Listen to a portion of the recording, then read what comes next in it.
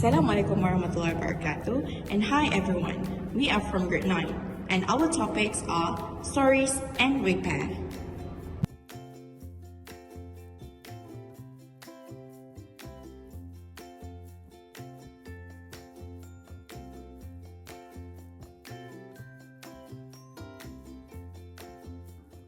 First, let's look at stories.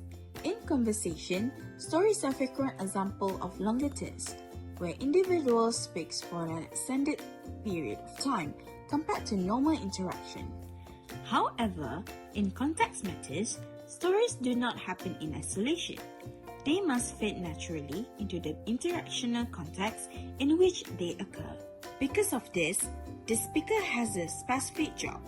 The speaker's task is to create a space within the ongoing action. They need to insert the story and clearly establish that they are taking a longer turn. The listener plays a huge role as well. The recipient's task during the story is to use continuous. This shows understanding and indicates that they are voluntarily foregoing the opportunity to take a turn. Finally, there is the recipient's task at the end. To wrap things up, the listener must signal that they understand the story is complete, show appreciation for its meaning, and allow for further talk to resume. Now, let's look at the canonical structure of the story prefaces, using a real conversation between speaker L and J. It starts with the story preface. Speaker L signals the start by saying, "You know, I'm broiling about something." Next is the request to hear the story. Recipient J plays her part by asking, "What?" Finally, with the recipient now suitably prepared, Speaker L begins the story itself with, "Well, that's it." Throughout the story, we see the recipient orienting the story.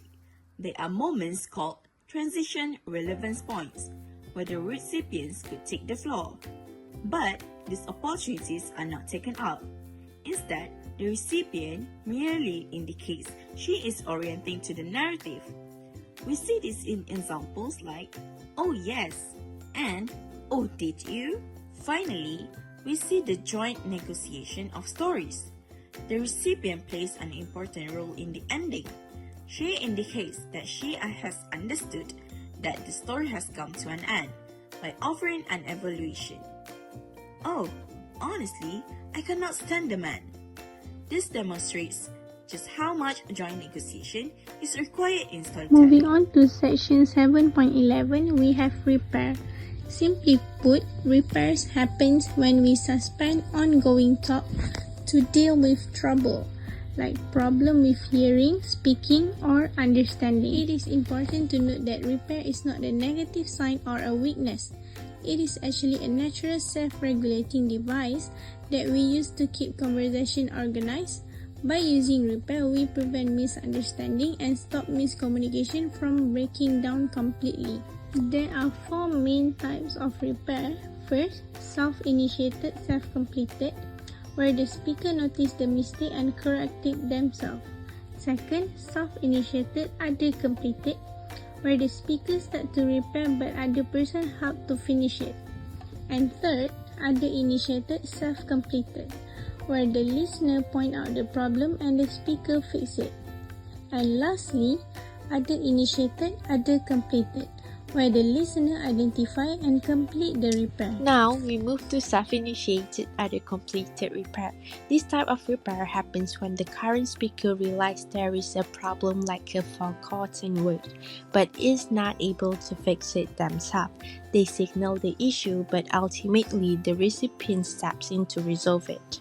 Here is how it works. Initiation.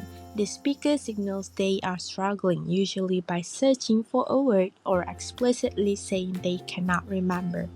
The listener then intervenes and provides the missing information to keep the interactions moving. So let's take a look at this scenario. Speaker A is trying to recall a specific name but gets stuck. Speaker A says, "He had this Mr. whatever K, I cannot think of his first name. What's on?" Speaker B immediately jumps in with 10 words.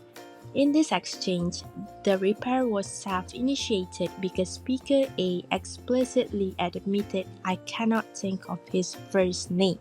However, it was completed because speaker B was the one who was actually provided the solutions, the 10 words, allowing the conversations to continue.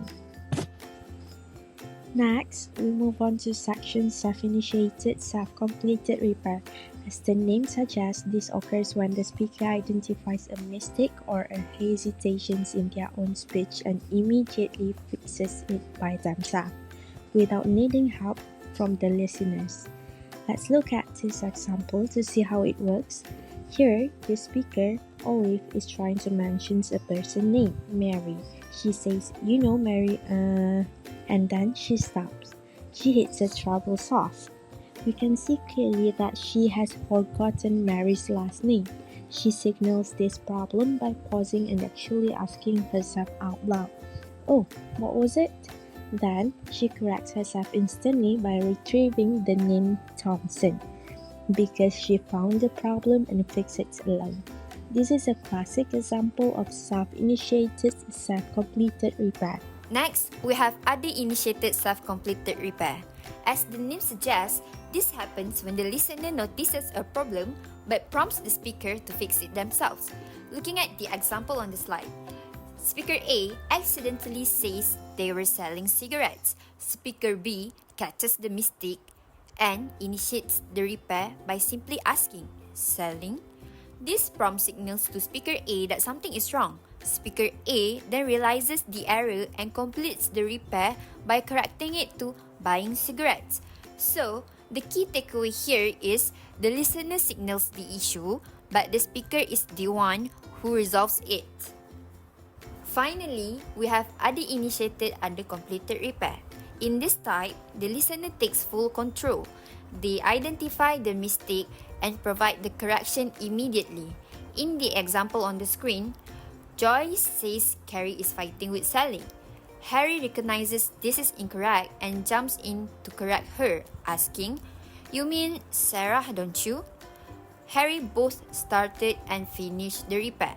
A specific point to note about preference in repair: while this type exists, conversation analysis shows that we actually prefer self-repair.